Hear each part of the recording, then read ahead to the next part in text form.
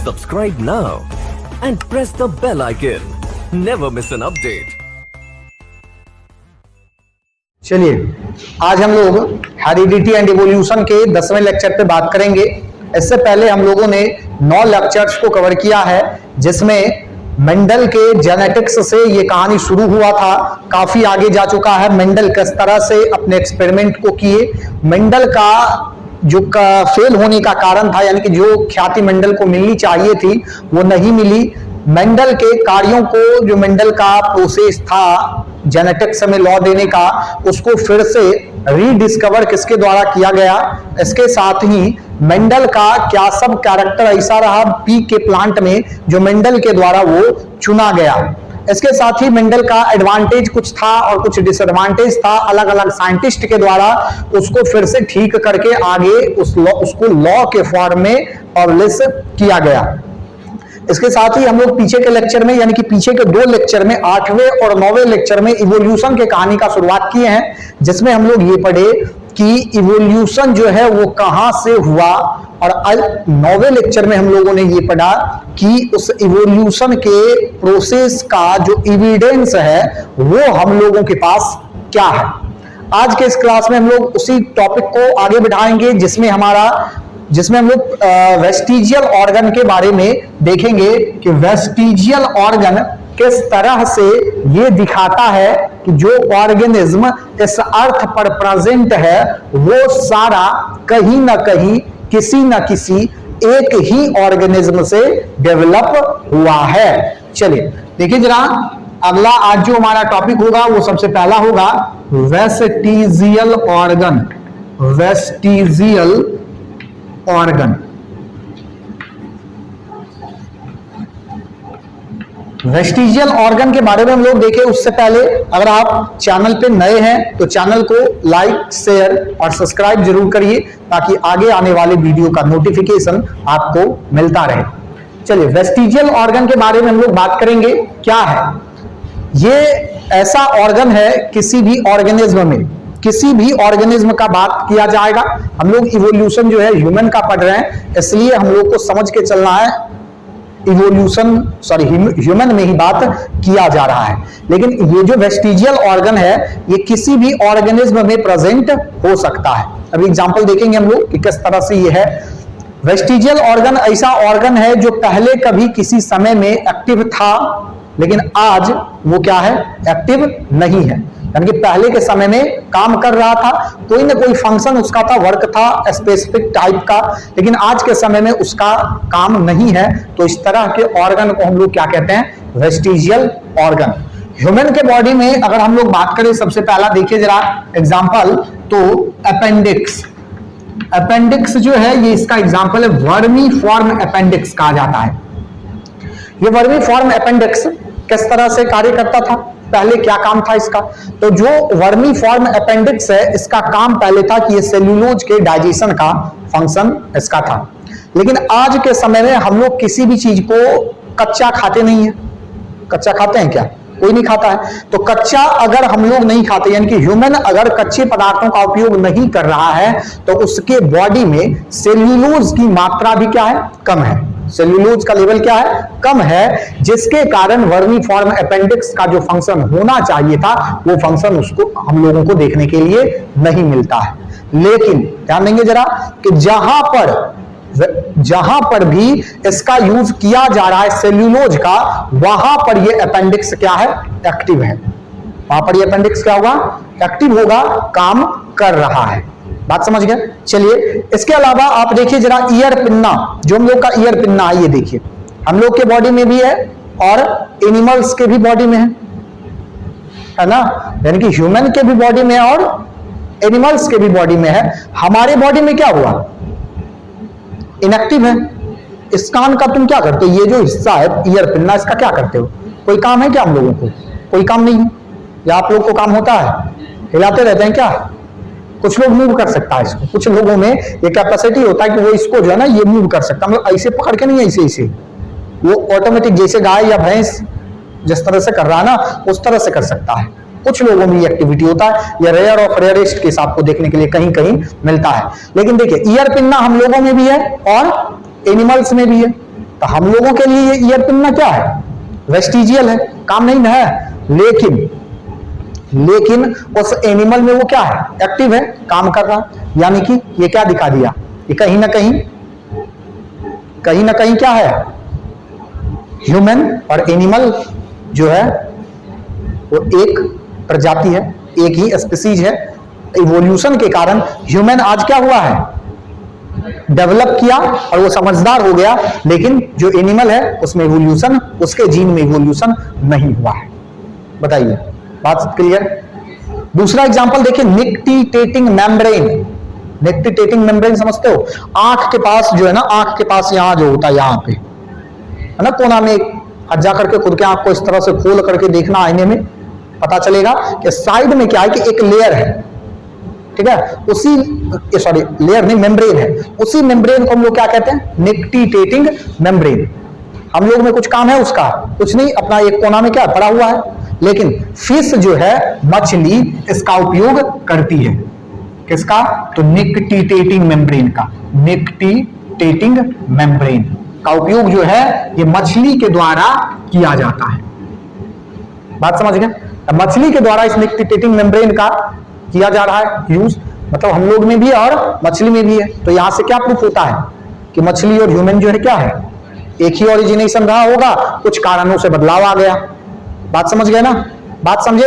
इस तरह से और भी एक लंबा चौड़ा लिस्ट है वेस्टिजियल ऑर्गन का, जो ये प्रूव करता है कि सभी ऑर्गेनिज्म का जो ओरिजिनेशन है एक ही स्पीसीज के ऑर्गेनिज्म से हुआ है, लेकिन इवोल्यूशन के कारण धीरे धीरे सब में बदलाव आते चला गया।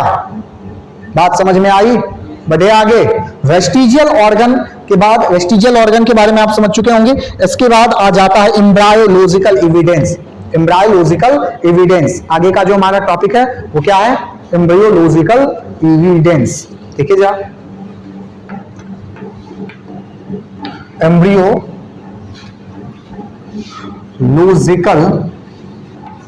एविडेंस।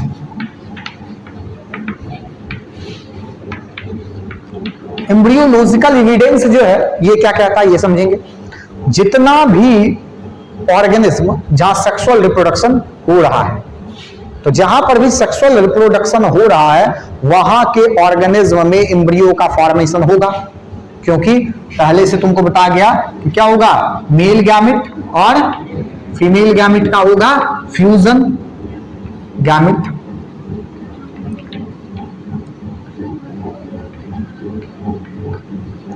मेल गैमेट और फीमेल गैमेट का क्या होगा, फ्यूजन। फ्यूजन होगा तो क्या बनेगा, जायगोट, और zygote further develop into embryo. अब देखिए जरा, हर जगह एम्ब्रियो बन रहा है, तो जितना भी ऑर्गेनिज्म होगा जहां पर भी सेक्सुअल रिप्रोडक्शन चल रहा है वहां पर इस एम्ब्रियो का फॉर्मेशन तो होना ही होना है, ये बात तय हो गया। तो अब इस एम्ब्रियो का अगर फॉर्मेशन यहां होगा तो सभी ऑर्गेनिज्म में एम्ब्रियो का फॉर्मेशन का शुरुआत तो एक ही तरह से ना होता होगा। जायगोट तो बदलेगा नहीं ना, नहीं ना बदलेगा, एक ही ना रहेगा। तो इस एम्ब्रियो का भी स्ट्रक्चर क्या होता है, सेम होता है।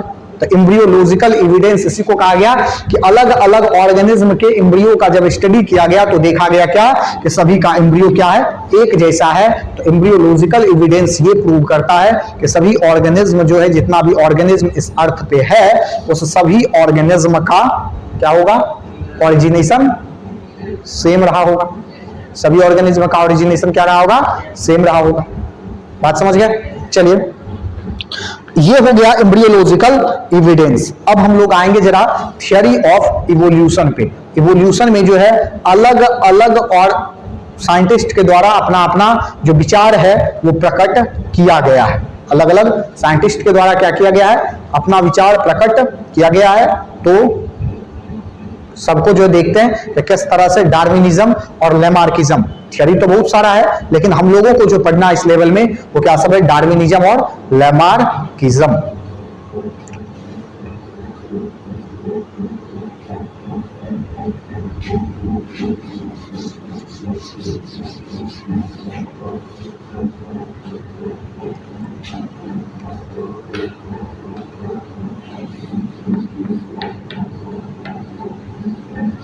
Theory of evolution.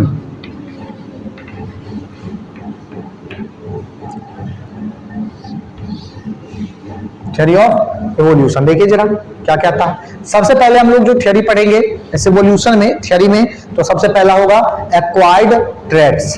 Acquired traits, traits के बारे में पीछे के ही फर्स्ट लेक्चर में ही आपको बता दिया गया है। अब याद नहीं होगा ये बात अलग है। क्या याद नहीं ना है? ट्रेट्स के बारे में याद नहीं है। एक ही कैरेक्टर का जो दो अलग अलग फॉर्म था उसी को ट्रेट्स कहा गया था। जैसे हाइट, उसका दो अलग अलग ट्रेट्स, एक टॉल और दूसरा ड्वार्फ। घर पे कभी कॉपी किताब उल्टाओगे तब ना, घर पे सीरियल देखोगे क्या, उससे ज्यादा समय बच जाएगा तो खेल लोगे, उससे ज्यादा बचेगा सो जाओगे, और उससे भी अधिक अगर हो गया तो थोड़ा सा फेसबुक, व्हाट्सएप, इंस्टाग्राम, ट्विटर और भी है कुछ, क्या इधर उधर से घूम के पूरा संसार भ्रमण करके ऐसे पहुंच जाओगे और फिर मोबाइल रख के सो जाओगे। ठीक है, तो थोड़ा सा कॉपी किताब उल्टाया करिए ताकि जो है कॉपी को तकलीफ हो, नहीं तो फिर आप तकलीफ में आ जाएंगे रिजल्ट के बाद। ये भी समझ में आना चाहिए। चलिए आगे बढ़िए जरा और देखेंगे एक्वायर्ड ट्रेट्स जो है ये क्या है। देखिए कैरेक्टर हम लोगों में दो तरह से आता है। क्या? एक आप घर में कहावत सुने होंगे, संगत से गुण होत है, संगत से गुण जात। इसका मतलब क्या है कि आप जिस पर्यावरण में है, जिस इन्वायरमेंट में है, उसका इफेक्ट आपके ऊपर होगा। इसलिए आपको बार बार खराब मतलब बुरे लोगों के साथ जाने से मना किया जाता है। ठीक है, अलग बात है कि जो गार्जियन है उनको नहीं पता है कि गंगाधर ही शक्तिमान है। बात समझ गए? गंगाधर ही शक्तिमान है, ये गार्जियन को अगर पता होता तो नहीं कहते तुमको। तुमको नहीं पता है कि मेरा ही बच्चा जो है ना उस ग्रुप का लीडर है। क्या? चलिए तो ध्यान दीजिए जरा, एक्वायर्ड ट्रेट्स के बारे में बात करेंगे तो क्या कहें कि कैरेक्टर हम लोगों के पास दो तरह से, क्या सब? एक कैरेक्टर पेरेंट से आता है, कुछ कैरेक्टर ऐसा होगा जो पेरेंट से आएगा, और कुछ कैरेक्टर ऐसा होगा जो हम लोग इन्वायरमेंट से गेन करेंगे। ठीक है, तो जो हम लोग जिस भी कैरेक्टर को अपने इन्वायरमेंट से गेन करते हैं उसको हम लोग क्या कह देते हैं? एक्वायर्ड कैरेक्टर नाम देते हैं। समझ गए बात को? अब देखिए जरा, अब इस एक्वायर्ड कैरेक्टर में पेरेंट का कोई भी जो है क्या है, पेरेंट का कोई भी रोल नहीं है। उसमें जो पेरेंट से जो कैरेक्टर आया उसको हम लोग जेनेटिक कैरेक्टर कहेंगे। क्या कहेंगे? जेनेटिक कैरेक्टर का नाम देते हैं। एक्वायर्ड कैरेक्टर पे जो साइंटिस्ट अपना थ्योरी दिए हैं वो है लेमार्क, जिसको हम लोग लेमार्किज्म के नाम से जानते हैं। और जेनेटिक कैरेक्टर पे जो थ्योरी दिया गया है वो दिया गया है डार्विन के द्वारा, जिसको हम लोग डार्विनिज्म के नाम से जानते हैं। दोनों थ्योरी को देखेंगे, पहले एक्वायर्ड कैरेक्टर को डिटेल में, एक्वायर्ड कैरेक्टर, और यहां से जो थ्योरी आया है लेमार्किज्म, इसके बारे में डिस्कस करते हैं। चलिए तो देखिए जरा, एक्वायर्ड ट्रेट्स के बारे में आप समझ गए। ऐसा ट्रेट्स जो हमारे चारों तरफ के एनवायरनमेंट से मेरे अंदर डेवलप हुआ, इस कैरेक्टर को, इस तरह के ट्रेट्स को या इस तरह के कैरेक्टर को हम लोग क्या कह देते हैं? एक्वायर्ड ट्रेट्स या एक्वायर्ड कैरेक्टर। अब देखिए एक्वायर्ड कैरेक्टर में जनरली होता क्या है कि ये ट्रांसफर नहीं होगा अगले जनरेशन में। बात समझ गए? एक्वायर्ड कैरेक्टर कभी भी अगले जनरेशन में, नेक्स्ट जनरेशन में ट्रांसफर नहीं होता है। बात समझ रहे हैं? जैसे अगर मान लीजिए कि आपके पिताजी कुछ काम करते हैं या मेरे पिताजी कुछ काम कर रहे हैं, तो उनका कैरेक्टर एक्वायर्ड है, वो काम जो उनका है वो क्या है? एक्वायर्ड है। वो वहां से मेरे में ट्रांसफर नहीं हुआ होगा, या मेरी मदर जो काम कर रही है उसका कैरेक्टर मेरे में ट्रांसफर नहीं हुआ होगा, या किसी भी ऑर्गेनिज्म में नहीं होता है। बात समझ गए? लेमार्किज्म का थ्योरी यही है। अभी देखेंगे जरा। अब देखिए एक्वायर्ड कैरेक्टर ट्रांसफर हुआ क्यों नहीं, कारण क्या रहा? एक्वायर्ड कैरेक्टर के ट्रांसफर नहीं होने का कारण क्या रहा? कारण ये रहा कि हमारे बॉडी में दो तरह का सेल, कितना तरह का? दो तरह का। 9 बता गया होगा तुमको, एक जर्म सेल और दूसरा somatic cell. Germ and somatic cell. देखिए जरा, germ cell and somatic cell. तो ये जर्म सेल क्या होता है कि नेक्स्ट जनरेशन में ट्रांसफर होता है।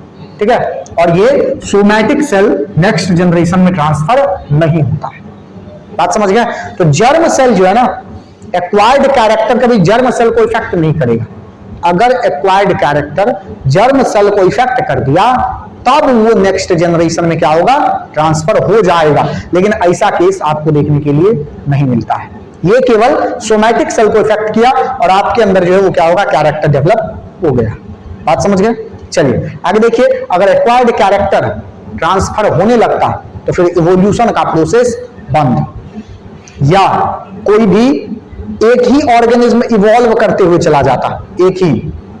जैसे अगर मान लो कि कोई एक्वायर्ड कैरेक्टर अगर होता, कोई एक जनरेशन अगर खूब अच्छा से पढ़ लिया, सारा घर में, उसके घर में सभी लोग एसपी डीएसपी डीएम बन गया एक जनरेशन, अब क्या होगा, बवाल मच जाएगा।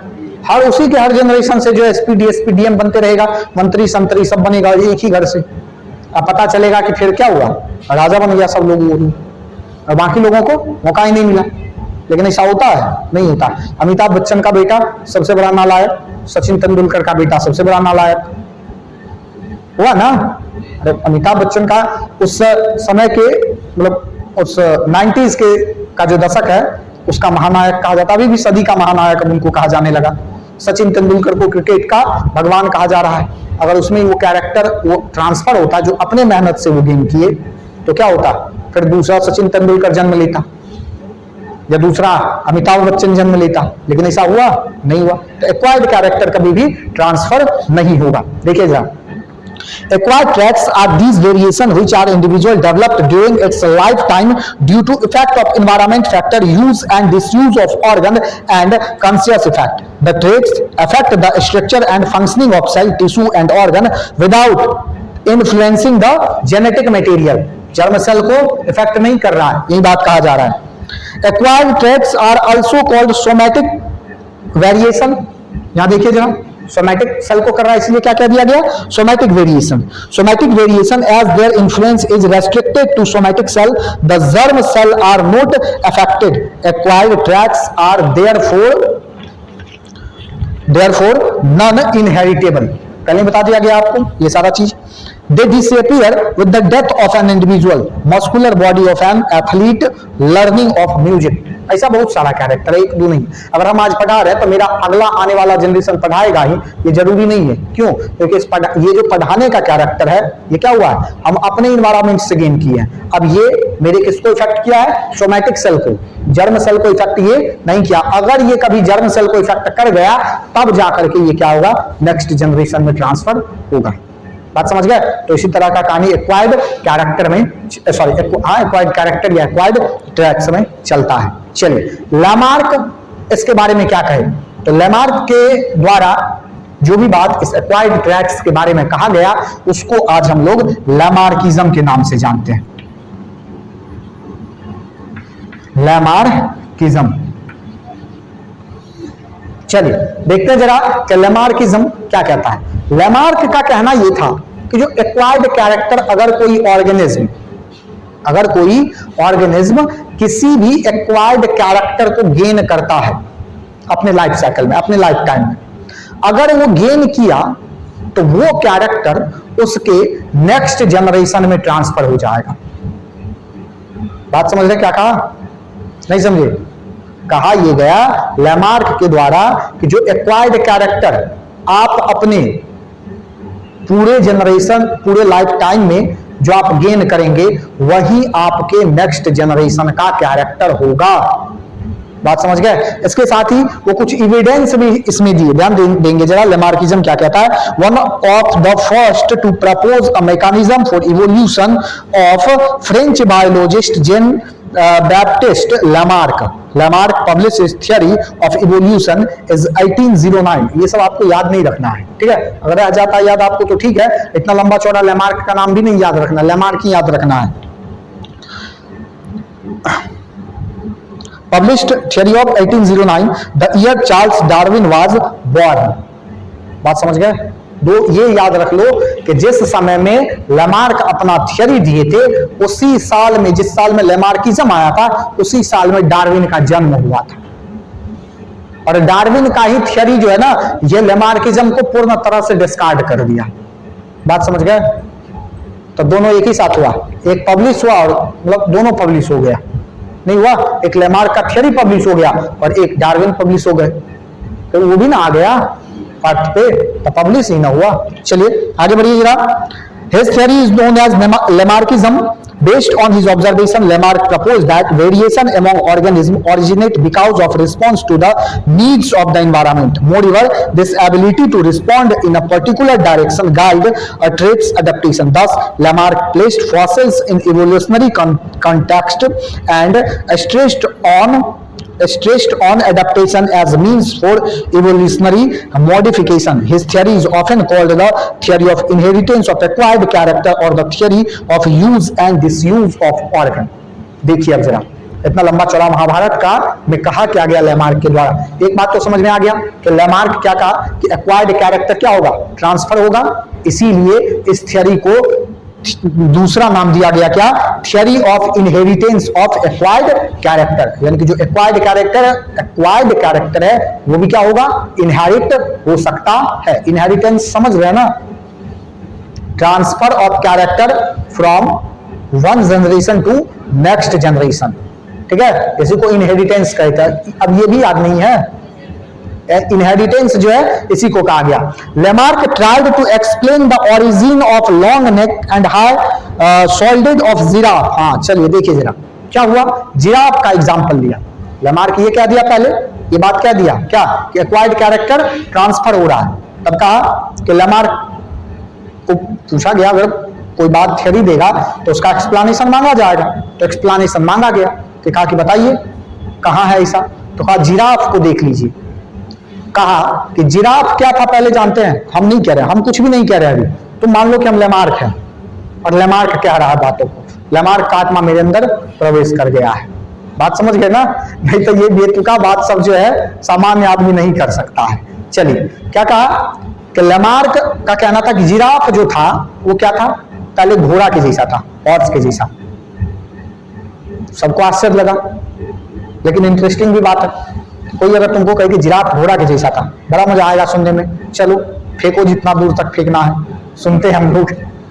तो कहा कि लेमार्क जो है, लेमार्क का कहना था कि घोड़ा के जैसा था, लेकिन हुआ क्या ना कि जिस एरिया में वो जिराफ रह रहा था वहां का जो पेड़ सब है उसको खाएगा ना, हरी बोझ से। तो खाते खाते क्या किया, खत्म कर दिया, ठीक है, खाते खाते खत्म कर दिया, नीचे का सारा पेड़ पौधा एकदम खत्म हो गया।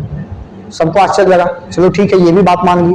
का उसके बाद क्या हुआ कि वो जो है ना ऊपर के पत्ता को तोड़ने के लिए गर्दन को लंबा करते गया, ठीक है, और उसी में क्या हुआ कि उसका जो ये गर्दन है ना ये लंबा होती चला गया। अब वो क्या होता है, अब उसका कहना था, हम ये फिर कह रहे हैं कि हम नहीं कह रहे, लेमार्क कह रहा है। अब क्या हुआ कि ये तो एक्वायर्ड कैरेक्टर हुआ, अब हुआ क्या कि अब वही कैरेक्टर उसके नेक्स्ट जनरेशन में ट्रांसफर हुआ और अगला जो जनरेशन उसका आया ना उस जिराफ का गर्दन पहले से लंबा हुआ। लोग कहा ठीक है, क्योंकि something is better than nothing. लोग तो इवोल्यूशन को कुछ जान ही नहीं मिल रहा था, तो कुछ तो आया, कुछ नहीं था तो कुछ आ गया, चलो बढ़िया है। लोग क्या किया, इस बात को मान लिया, लेकिन हर गलत के लिए सही करने वाला आता है, सुने हो ना। तो इस गलत को सबसे पहले सही करने के लिए आए कौन, तो ऑगस्ट विजमैन। कौन आए, ऑगस्ट विजमैन। नाम याद रखना है, बड़ा इंपॉर्टेंट नाम है।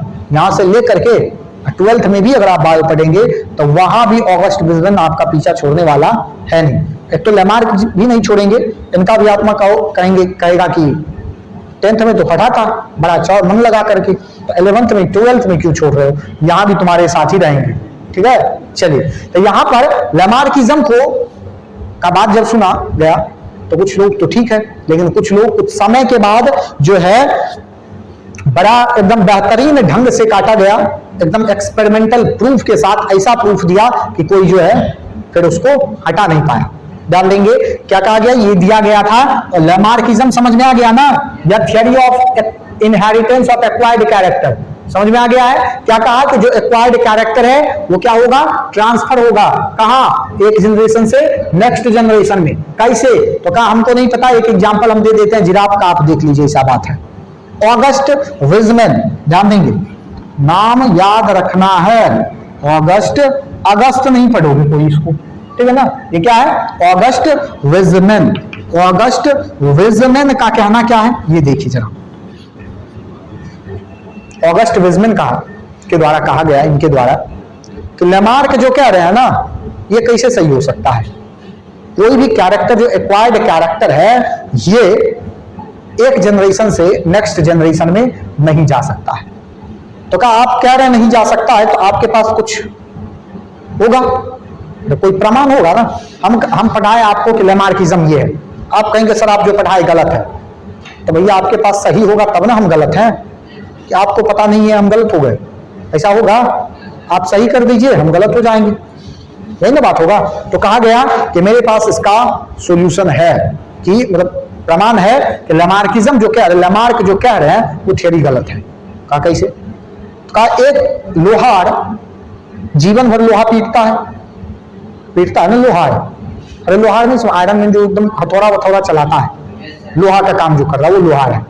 अब क्या हुआ, उसका हाथ कितना मजबूत होगा ना, पूरा एकदम मजबूत हो जाता है, लेकिन क्या उसका जो बेटा या उसकी जो बेटी नेक्स्ट जनरेशन में आएगी या आएगा, उसका हाथ तो नहीं हुआ कठोर, एकदम टाइट तो नहीं हुआ, हार्ड नहीं हुआ? का ये सब बात हमको नहीं पता है, लेकिन लेमार्किज्म सही है। देखिए सपोर्टर्स को कुछ पता नहीं चलता है, बात समझ गए? भी देखो प्रमाण दिया फिर भी नहीं मान रहा है सपोर्टर्स जो है ना लेमार्किज्म का, ये इस बात को कभी नहीं मानेगा कि लेमार्क गलत है। बात समझ, जैसे नेता लोग का सपोर्टर होता है ना, उसी तरह से साइंटिस्ट का भी सपोर्टर होता है, भले कितना भी गलत है उसका नेता, उसको मतलब नहीं, हम नाम नहीं लेंगे किसी का, ठीक है, क्योंकि बहुत बड़ा उस पर जाने वाला है, नहीं तो बताते एक दो एग्जाम्पल दे देते आपको। तो यहाँ पर क्या है, लेकिन उसका सपोर्टर क्या कहेगा, सीधा चौड़ा करके कहेगा फलाना नेता जिंदाबाद, और सबको पता है चोर है, लेकिन कहता है ना जिंदाबाद, नहीं कहता। लेमार्क का जो सपोर्टर्स थे उनका कहना हुआ कि लेमार्क सही है, ये मतलब ऑगस्ट विजमन का ये बात कोई मायने नहीं रखता है कि वो कैसे हुआ। तो अब ये क्या किए कि कहा कि हम एक्सपेरिमेंटल प्रूफ देते हैं, थियरी में नहीं मानोगे, एक्सपेरिमेंट मानोगे ना, कहा एक्सपेरिमेंट करिए। एक लिया रैट, चूहा, ठीक है, एक चूहा लिया और 21 जनरेशन तक क्या किया कि इसके पूंछ को काटते रहा, कर द टेल। देखिए जरा, चूहा लिया और 21 जनरेशन तक पूंछ काट देता चूहा का और क्रॉस करा देता। एक पहले जनरेशन में दोनों चूहा का पूंछ काटा, एक चूहा एक चूहिया, क्रॉस कराया, फिर जो जनरेशन आया फिर सबका पूंछ काट दिया, फिर क्रॉस कराया, फिर सबका पूंछ काट दिया, फिर क्रॉस कराया, फिर सबका पूंछ काट दिया। 21 जनरेशन में एक भी जनरेशन ऐसा नहीं आया जहां पर पूंछ काटा हुआ चूहा जन्म ले। तो कहा एक्वायर्ड कैरेक्टर तो ये भी है, अगर ऐसा होता तो एक भी जनरेशन में तो ऐसा हो जाता। तो ध्यान दीजिए, लेमार्क के जो सपोर्टर्स थे उनका कहना हुआ कि विजमन आप शायद सुने नहीं कि लेमार्क क्या कहे हैं।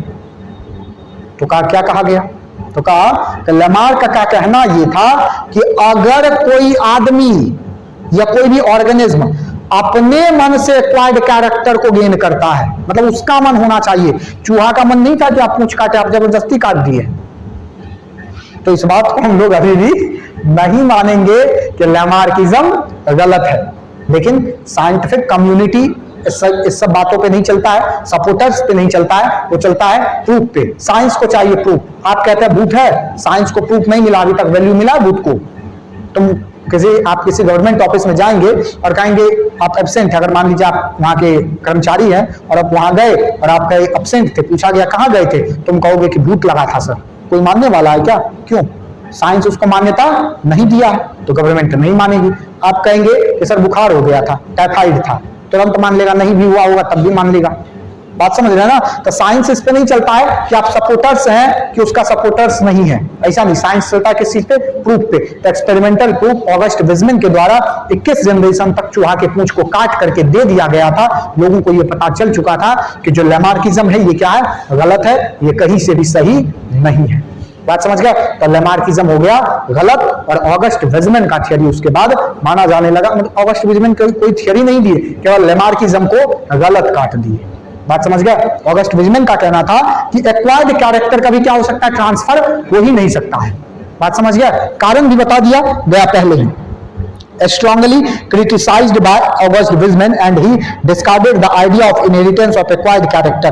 He showed that after cutting off tails of mice continuously to 21 generations, a tailless mouse was never born. Lamarck's theory of evolution is now considered as an erroneous assumption, since the acquired character are not inherited traits. समझ गए बात को? Sorry, inherited, acquired character are not inherited. बात समझ गए? तो ये कहानी है किसका? लैमार्किज्म का।